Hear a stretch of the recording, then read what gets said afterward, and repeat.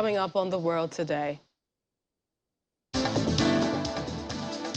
Ukraine Zelensky holds bilateral talks with UN Chief Guterres and Turkey's Erdogan. A huge explosion rips through a crowded mosque in the Afghan capital of Kabul, killing 21 people. Migrants mix smiles, fears as more buses pour into New York from Texas.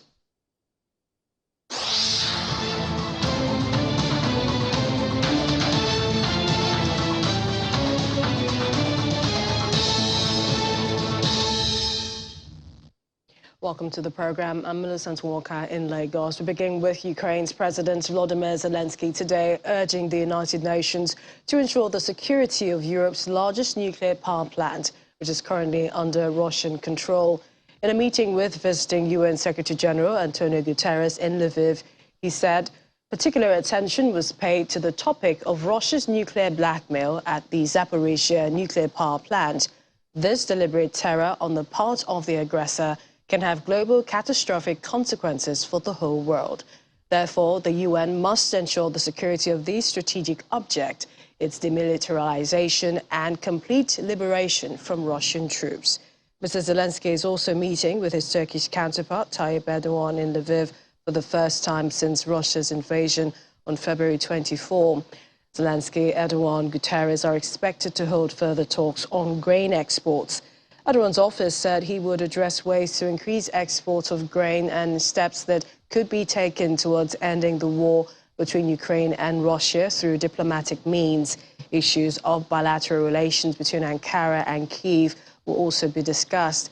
Turkey has criticized the Russian invasion and provided Ukraine with arms, including drones, while refusing to join the West in imposing sanctions on Russia, a stance it says has helped its mediation efforts reap results.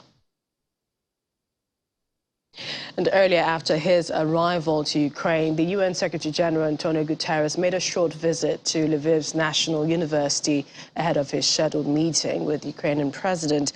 Mr. Guterres was given a tour of the Faculty of International Relations by the university's dean, where he praised the university's contribution to the drafting of the UN Charter. Mr. Guterres' plans on Friday includes a visit to the Black Sea port of Odessa, where grain exports have resumed under a UN-brokered deal aimed at easing a worsening global food crisis.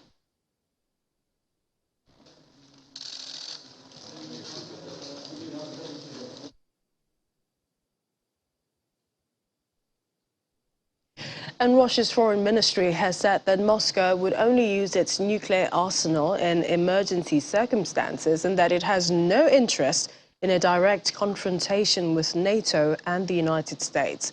Speaking at a media briefing, Ministry of Foreign Affairs spokesman Ivan Nachev said nuclear weapons would be used solely as a response measure. Russian military doctrine allows a nuclear response only in response to the threat of mass destruction or when the very existence of the state is threatened. He said that is the use of a nuclear arsenal is possible only as part of a response to an attack in self-defense and only in emergencies.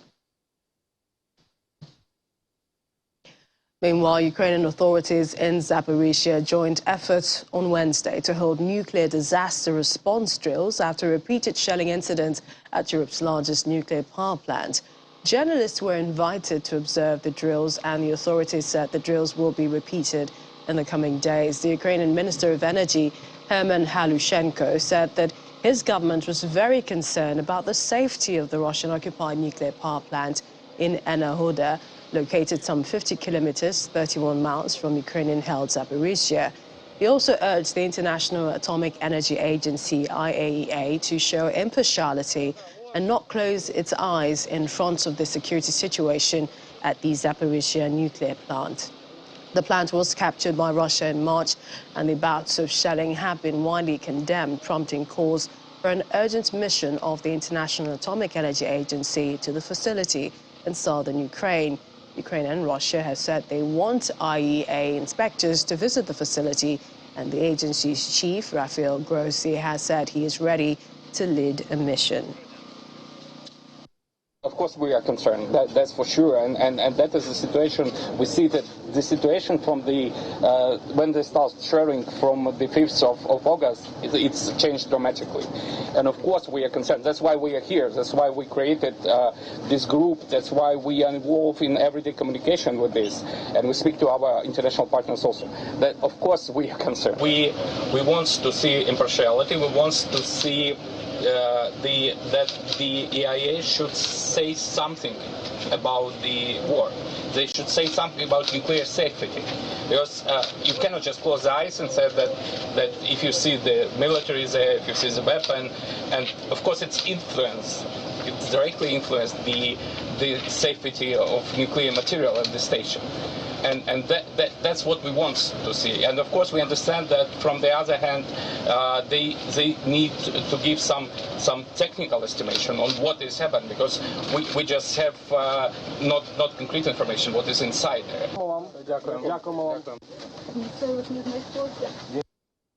Well, let's look at the situation, how it all started in Zaporizhia. Russian forces have occupied the site, Europe's biggest, since early March.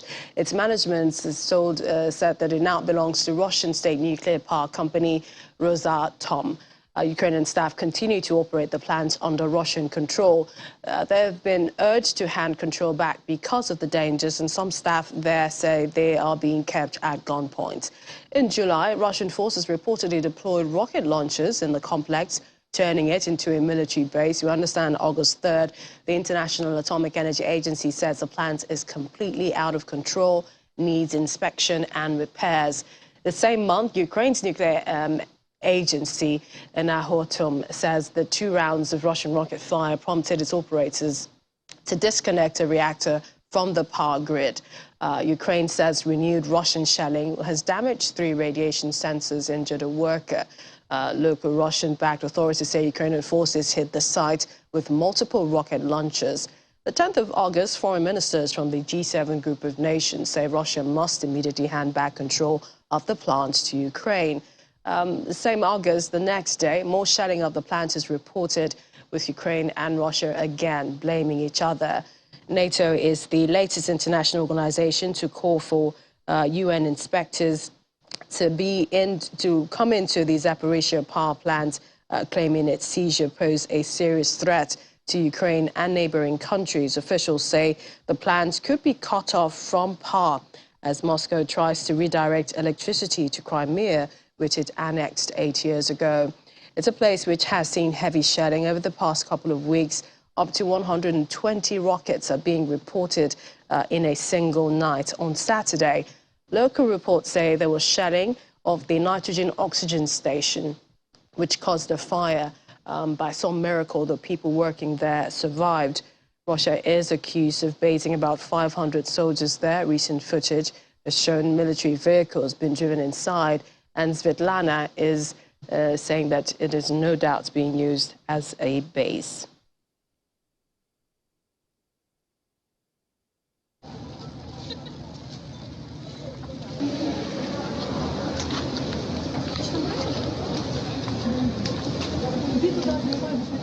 Well, we'll come back to the story on Zaporizhia nuclear power plant. These are relatives of Ukrainian prisoners of war who rallied in Lviv earlier today as UN Secretary General was due to meet with Ukrainian President Volodymyr Zelensky and Turkish President.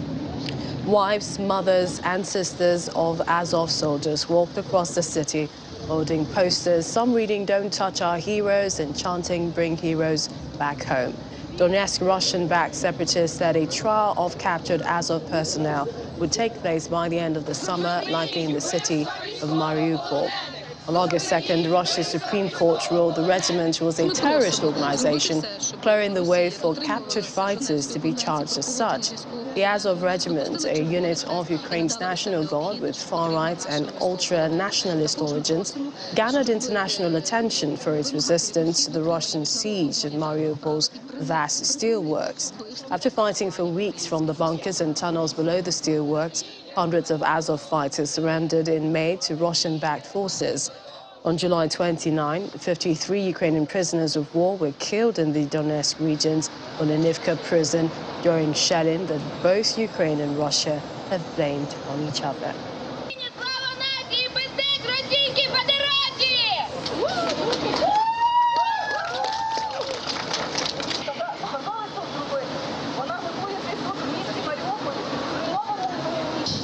полоні мій чоловік, батько моїх дітей. Ми самі з Маріуполя. Я хочу сказати, що мій чоловік не терорист. Він військовослужбовець. Він людина, яка захищав свою землю і захищає. Я хочу ще раз наголосити світові, що він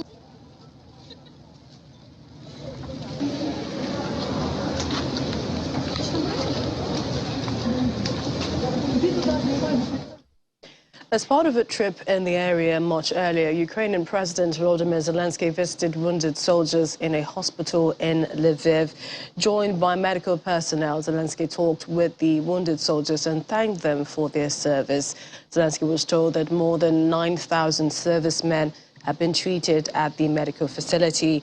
Mr. Zelensky is due to, of course, he's talked about the grain exports concerns, which he spoke about earlier.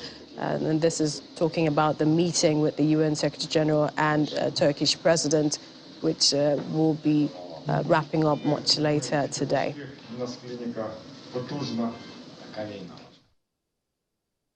And talking about the grains now, 4 ships carrying Ukrainian grain anchored off Istanbul's coast today to be inspected by teams of the Joint Coordination Center before sailing to their destinations. Brave Commander, the ship carrying the first cargo of food aid bound for Africa, and 3 others, Osprey, Bonita and Ramos, will continue their journeys after being inspected. Russian, Turkish, Ukrainian and United Nations personnel work at the JCC. Ukraine used to export by sea 5 million to 6 million tons of agricultural products monthly before the Russian invasion. The government in Kyiv has said it hoped to increase the monthly income of sea exports to 3 million tons in the near future in order to clear a backlog of 18 million tons of grains left over from last year's harvest and start selling new crops. Elsewhere, Russian anti-war activists in Cyprus have vowed to continue holding protests against the invasion of Ukraine, despite what they say becoming the target of a threat after pictures of their names, faces framed with black ribbons were pinned to a billboard. The pictures of 9 activists appeared late July on the seafront promenade in Limassol, a city popular with both Russians and Ukrainians, and where anti-war demonstrators regularly gather. All 9 had participated in protests that regularly take place in the city, which draw crowds ranging from dozens to hundreds. The photos, each with a black ribbon, had been set into a collage attached to a fence used for billboard announcements, together with 3 red candles set on a ledge beneath the collage. He said they regularly participated in protests against President Vladimir Putin since the suspected poisoning by Russian authorities of prominent Kremlin critic Alexei Navalny in 2020. Of course, Russia denies trying to kill Navalny, who is serving jail time for parole violations, fraud and contempt of court. He says all charges against him were fabricated. It's like a memorial for the people. In Russia, it's very common to make threats like this. And there are many activists in Russia who receive these threats, and sometimes they have some consequences. So there is a little chance that it can be really dangerous. We are Russians, but we think Russia is not right. It's aggressor. It's war should be stopped. Putin should be stopped. We will continue demonstrations, of course, until war not stop it. We will continue. We should continue. We will continue. So these threats can stop us. It was a very strange situation because the people who did it, it's not a good intentions, because they make a hint for death in Russian styles. I feel very sorry what my country is doing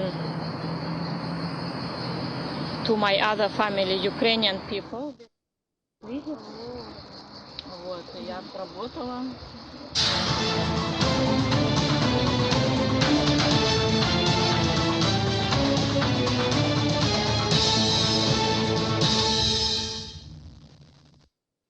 And away from Russia's invasion of Ukraine to other stories around the world. From hail, heavy rain and winds measured and peaking at 224 kilometers per hour, sweeping across the French island, to one unexpected side effect. This is of Spain's worst droughts in decades. And we'll take you to Asia, where China has warned that the severe dry spell along the Yangtze could last well into September as local governments race to maintain power and find fresh water to irrigate crops ahead of the autumn harvest. Here's a look at the weather report in some parts of the world. 3 people, including a teenage girl and an elderly woman, died today as a violent storm that unleashed swirling hurricane-force winds battered Corsica, leaving 45,000 households without electricity. Hail, heavy rain and winds measured as peaking at 224 kilometers per hour swept across the French islands as part of the country, which has been hit by a series of heat waves and severe droughts, saw more rain in just a few hours than in recent months combined. A 13-year-old girl died when a tree fell on a campsite, and a 72-year-old woman was killed when a car was struck by a beach hut roof, authorities said. The third victim died when a tree fell on a bungalow. French weather forecaster Météo France said the island, a popular tourist destination, was hit by a violent thunderstorms with strong tornado-like gusts, causing significant damage. 6 months' worth of rain submerged the city within 24 hours, according to French weather channel La Chaîne Météo. Over in Spain, where rain provided much-needed relief to firefighters yesterday who were struggling to control a wildfire in Spain's Valencia region. Late in the evening, a storm swept across Valderbo and Beji's wildfires, refreshing the area and almost extinguishing the flames. The region recorded between 14 and 20 liters per square meter of rainfall, data from emergency services showed. The wildfires have burnt more than 23,000 hectares in Valencia, forcing the evacuation of more than 2,000 people. Valencia's regional leader, Chimo Puig, said most of the evacuated are clear to return to their homes. Meanwhile, here's what a brutal summer has caused for many in rural Spain. But one unexpected side effect of the country's worst drought in decades has delighted archaeologists: the emergence of a prehistoric stone circle in a dam whose waterline has receded. Officially known as the Dolmen of Guadapiral, but dubbed the Spanish Stonehenge, the circle of dozens of megalithic stones is believed to date back to 5000 BC.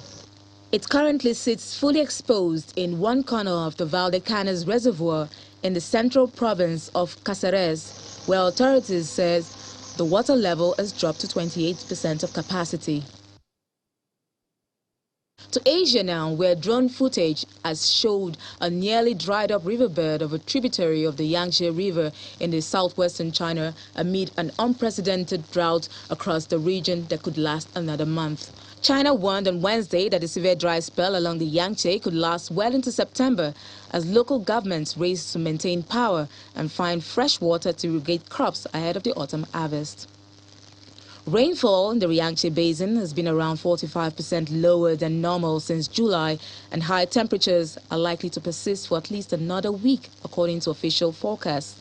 The severe heat wave across the Yangtze Basin, caused by a larger than usual Western Pacific subtropical high, has lasted more than 2 months, reducing hydropower supplies and parching large expanses of arable land. The river supports about a third of the country's population. Coming up on The World Today. At least 26 people killed and dozens more injured in forest fires that have devastated northern Algeria. Please stay with us.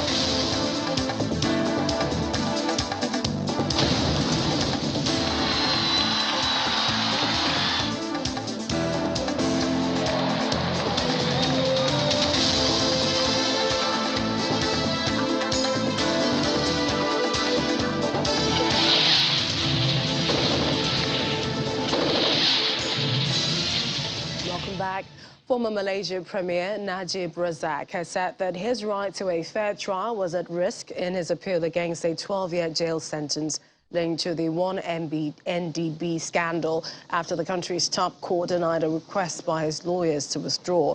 Najib, 69, who was convicted in July 2020, replaced his legal team just 3 weeks before his final appeal at the federal courts, which began on Monday. The 5-member federal court this week unanimously dismissed a request by Najib's newly appointed lead counsel, Hassiem Potaik, for a 3 to 4 month postponement so that his legal team can prepare for the case. Hassiem told reporters another request to withdraw today was denied. The prosecution was ordered to present their arguments on Thursday without any rebuttals from the defense, according to media and comments by Najib after the hearing. He has pleaded not guilty to dozens of charges over the alleged theft of $4.5 billion from One Malaysia Deployment Berhad, that's 1MDB, the state fund he co-founded as premier in 2009. The scandal has ensnared high-ranking officials and financial institutions around the world. The appellate court last year had upheld the verdicts, finding Najib guilty of criminal breach of trust, abuse of power, and money laundering for illegally receiving about $10 million from a former unit of state fund of the One Malaysia Development Berhad.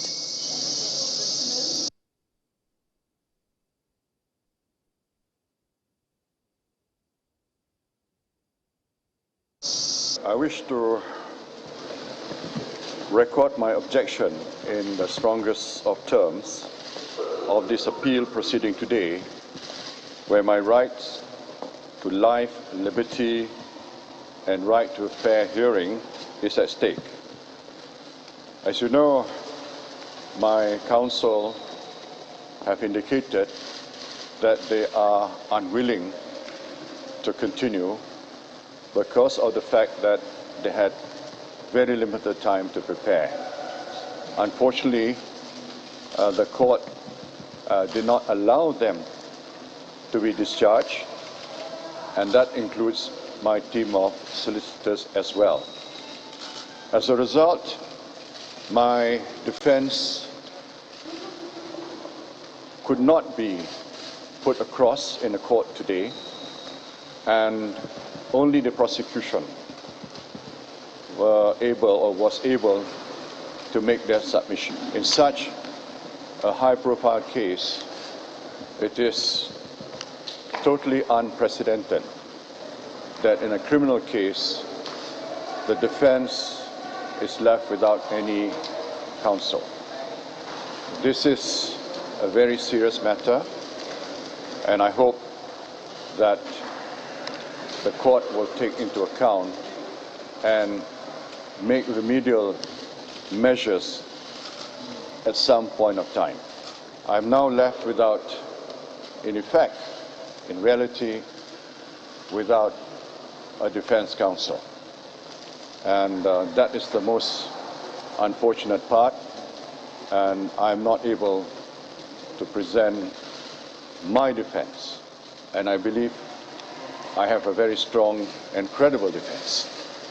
And I believe Mr. Hisham and his team, given a reasonable time, would do a very credible job to defend me. Nevertheless, I do pray and I do hope for a fair trial and for justice to prevail.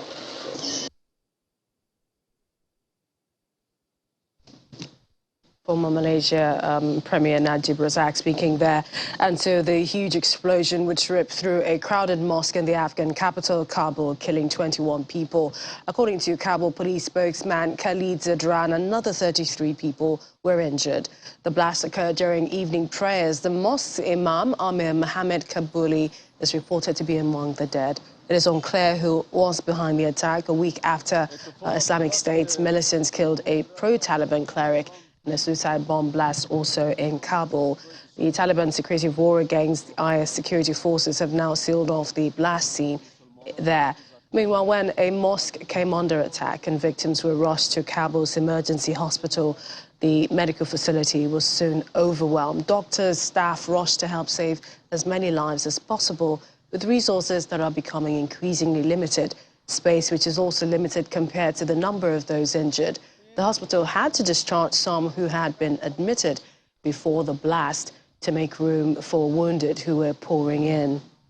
Emergency Hospital, a facility run by Italian NGO that specializes in treating victims of war, said that it had admitted 35 people, including 9 children and teens who had been wounded.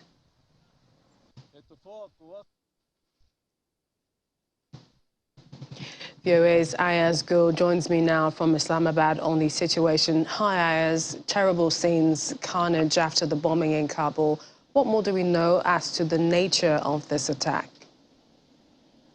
Well, as of this moment, we understand that it was sort of a planted device. Initially, it's a work of a suicide bomber, but it was, according to initial investigation, a planted device that ripped through the mosque and, caused these casualties. Unfortunately, we know that as of this moment, at least 21 worshippers were killed and 33 were injured in the attack. And also, we know that no one as of this moment, more than 24 hours after the attack, has claimed responsibility. And medics are saying this is such a reminder that, the hospital is very much needed. The war, as much as it's publicized, that it's finished, there's peace in Afghanistan, but it appears something is still going on. But the question is, what is it? Well, obviously, the Taliban, have, it's almost 1 year that they have completed in power. They took control. But this country was already suffering from a serious humanitarian crisis with Taliban in power and these international sanctions that have been imposed on them, causing a lot of problems for this nascent government to really take care of their people, not to speak of these kind of massive attacks that have hit the country ever since, and in fact that have intensified ever since the Taliban have come to power. So they're definitely dealing with multiple challenges, economic, humanitarian, and now with these regular attacks and high-profile attacks, especially in the heart of the capital, Kabul, is obviously raising questions about the ability of the Taliban, whether they will be able to overcome this threat. Though we don't know who was behind it, but suspicions obviously are that the Islamic State's Afghan branch, the Islamic State Khorasan province, could be behind it. But has there been any comments from the Taliban government about this attack?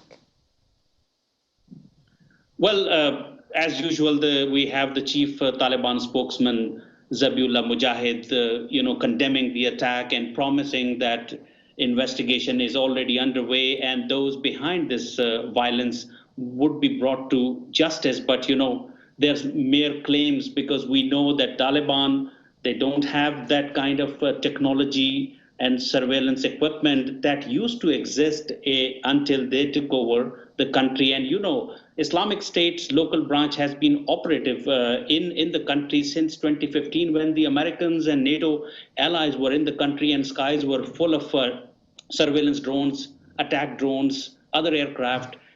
They were still operating there. So now with that kind of surveillance not available, it seems that the Islamic State or any terrorist groups that is there in Afghanistan is working or operating with more freedom ever since the Taliban have come. And we know the United Nations has issued a statement today in which they said that more than 250 people have been killed or injured in recent weeks in these attacks. That shows the kind of deteriorating security situation that the Taliban have to deal with. And many wonder, with this bombing coming days after the assassination of a prominent cleric and Taliban supporter, if indeed the ISIS focus is sort of widening, do you think that perhaps the Taliban government would seek help? Well, even today there was a huge gathering in southern Afghanistan, which is the power base or the birthplace of the Taliban, where all the major big leaders of the Taliban movement were there. And they, in fact, urged the international community to extend cooperation to help their nascent government improve security, economic conditions, so that, Afghanistan doesn't become a threat, according to them, for neighboring countries and the United States itself. So obviously, they seem to be willing to work with the international community, but the problem which is hampering the world from, coming closer to the Taliban and work with them is that their human rights abuses that they are being blamed for, especially restricting women from participating in political life and seeking education, is keeping especially the Western countries from dealing with the Taliban directly or recognizing the government. And as long as there's no recognition from the international community, I think we're going to see a lot of problems with this new government in Afghanistan, whether it can really survive because of the deteriorating economic situations, where more people will be jobless in coming months. And, that's a fertile ground then for militant groups like Islamic State to recruit more people and create more problems in a country like Afghanistan. And we've seen the one-year anniversary this week of Taliban in Afghanistan. How would you describe the overall atmosphere?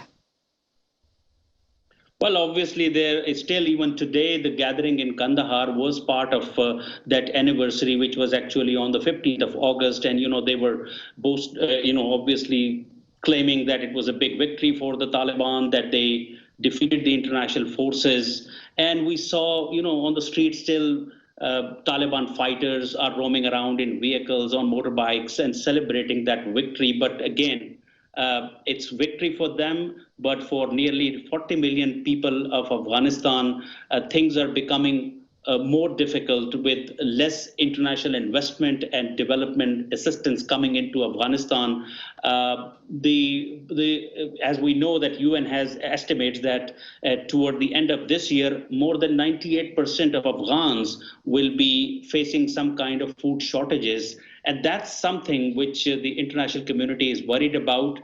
So that's why we see some humanitarian assistance has been coming into the country. But as Taliban say, and most economic experts believe, that without bringing the economy on track and with financial assistance to undertake some development projects, it's not going to be easy for the Taliban to provide enough food and security and development to this huge population. And perhaps the first step really will be to ensure that the security is nipped in the bud. The Sunni Muslim Taliban authorities, when they took over, they did promise that they will provide more protection for the people, the Shiite mosques and other facilities. Do you think there is trust in that statement moving forward?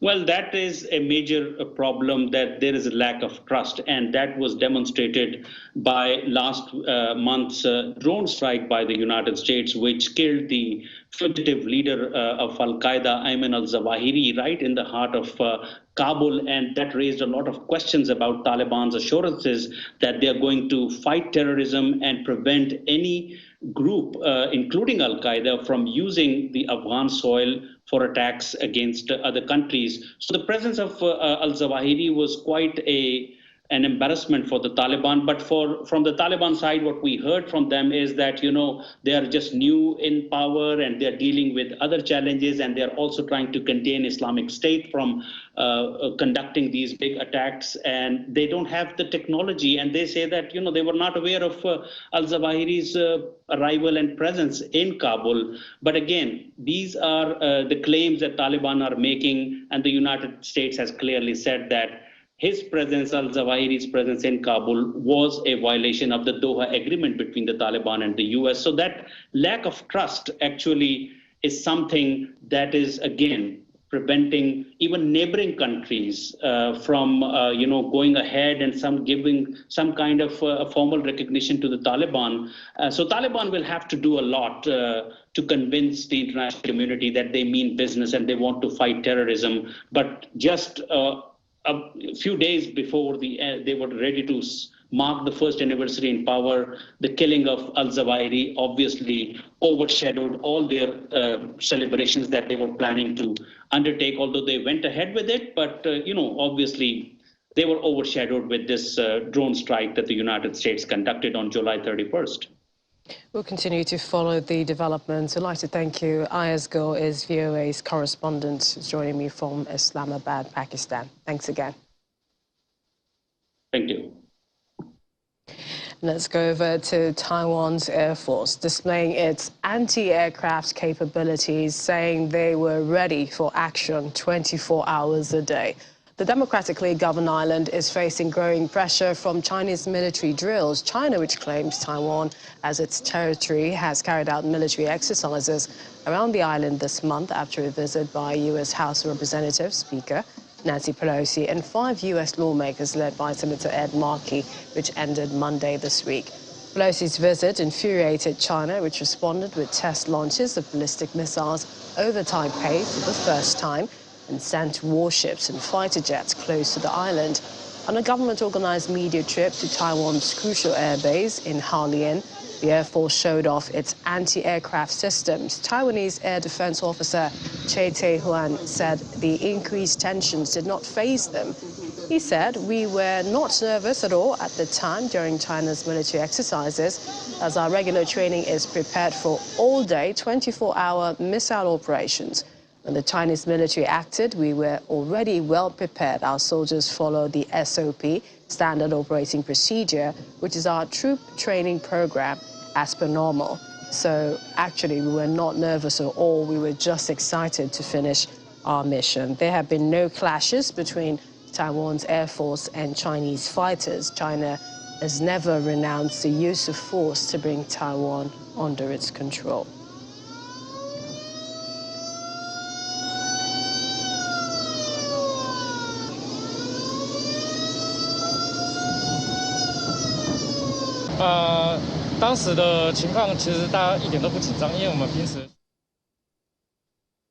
To other stories, the largest daily number of migrants being sent to New York from Texas arrived Wednesday shortly before 8:30 a.m. That's according to advocates. The immigration leaders, the number of arriving migrants rounds up to 140.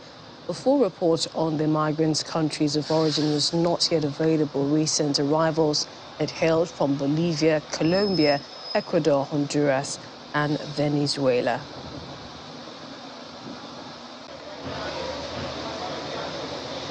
I think there's at least 140 people. The official count is not done.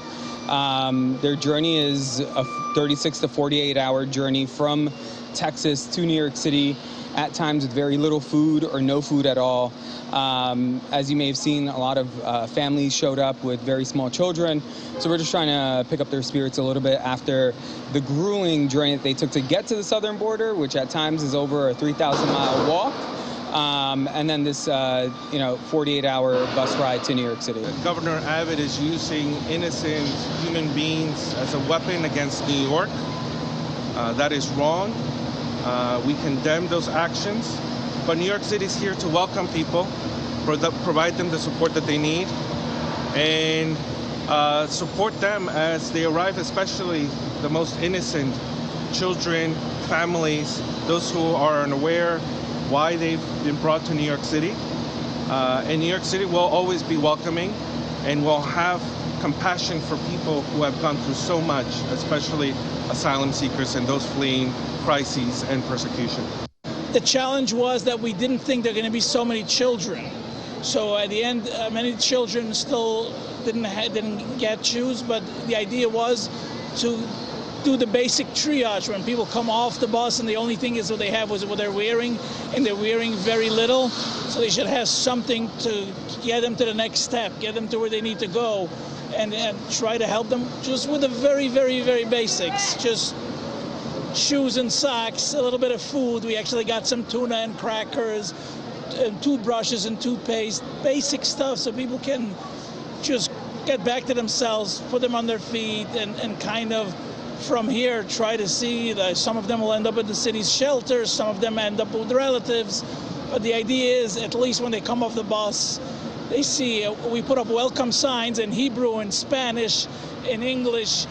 We actually brought along some Statue of Liberty dolls, kind of like we want to welcome asylum seekers. This is what America stands for, and don't let anybody tell you otherwise. From the US to North Africa, where Algeria, at least 26 people have been killed, dozens others injured in forest fires that have devastated the northern part of the country.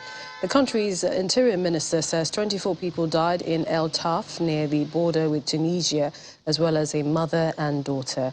Firefighters are still trying to contain several blazes, and helicopters are being used to dump water on the flames. According to reports, some 350 residents have been evacuated in various provinces. Algeria suffers from wildfires every year, but the problem has been exacerbated by climate change. Coming up on the program,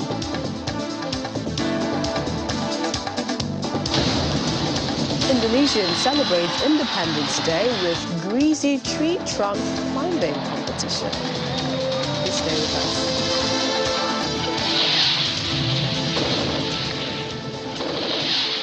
The United Nations says torrential rains in Chad have killed 22 people and destroyed more than 2,000 hectares of land since the month of June. The UN spokesperson Farhan Haq says the number are expected to rise and calls on donors for their support. Torrential rains have killed 22 people and destroyed more than 2,000 hectares of farmland since June. More than 110,000 people throughout the country are impacted, according to authorities. This number is expected to rise. The city of N'Djamena has the largest number of flood-affected people, with more than 41,000.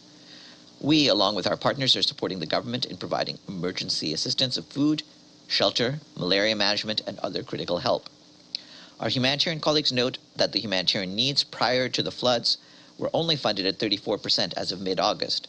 $171 million received out of $510 million needed. A comprehensive response plan has been launched today with support from OCHA, and we're calling on donors for their support. And to Ethiopia's Tigray conflict, the WHO chief has suggested that racism is behind a lack of attention paid to the plight of civilians in the region, calling it the worst humanitarian crisis in the world, with 6 million people unable to access basic services. Dr. Tedros Ghebreyesus questioned in an emotional appeal why the situation is not getting the same attention as the Ukraine conflict. WHO called for $123.7 million to tackle the health problems resulting from growing malnutrition in the region, where around 200 million people live and millions are going hungry. In terms of humanitarian crisis, I can tell you that the humanitarian crisis in Tigray is more than Ukraine, without any exaggeration. And I said it many months ago, maybe the reason is the color of the skin of the people in Tigray. I haven't heard in the last few months, several months now, even a head of state talking about the Tigray condition anywhere, in the developed world especially. Why? I think we know. But the only thing we're asking is, can the world come back to its senses and uphold humanity?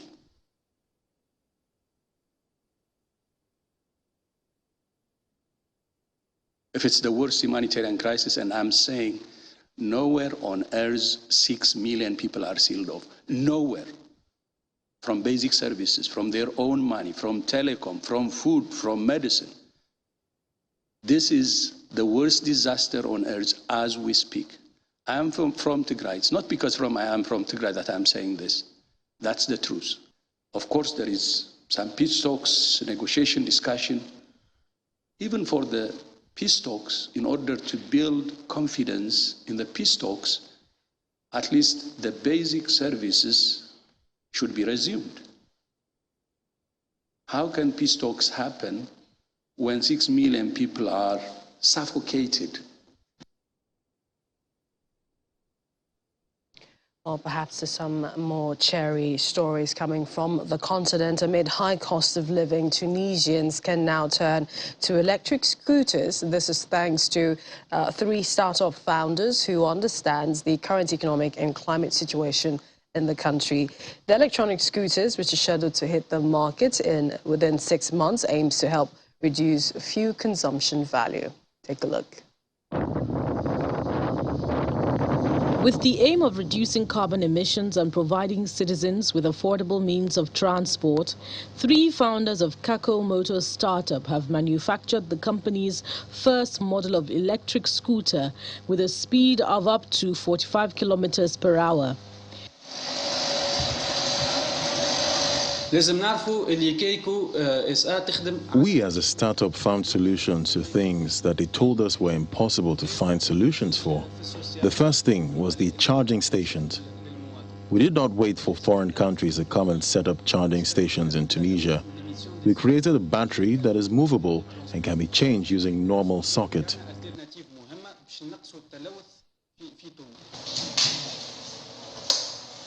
Co-founder Malek Othman says the team, however, faced some challenges.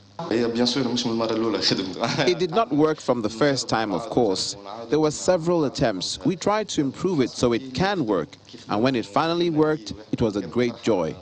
As you embark on any new or unfamiliar things in Tunisia, you'll find a lot of negative comments. But we decided to do the unusual thing and made something we believed in.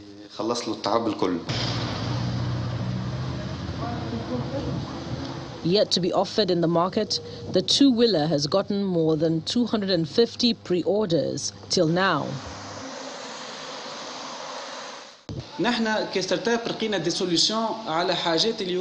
Tunisian citizens need this product and also need small electric cars to make life easier for them, and this reduces their expenses and the state's expenses. Tunisia signed the Paris Agreement to address climate change, and the government has committed to increasing the amount of electricity it gets from renewable energy to 30% by 2030, up from 3% in 2019. Finally on the program, do you know how to play Punjat Pinang? You would if you lived in Indonesia, because it's one of the games played on Wednesday as people celebrated the country's Independence Day. Here's how it's played. As we can see from the footage on your screen, teams of people clamber over each other to reach prizes hanging from the top of slippery tree trunks. This is the first time the game will be played in 2 years, as Indonesia suspended large public events to prevent crowding and the spread of disease during the COVID-19 pandemic. So here people were at an amusement park at the capital, Jakarta, climbing up 45 palm tree trunks coated in oil to keep things interesting. The game is one of several taking place across the country as it celebrates 77 years of independence from Dutch rule.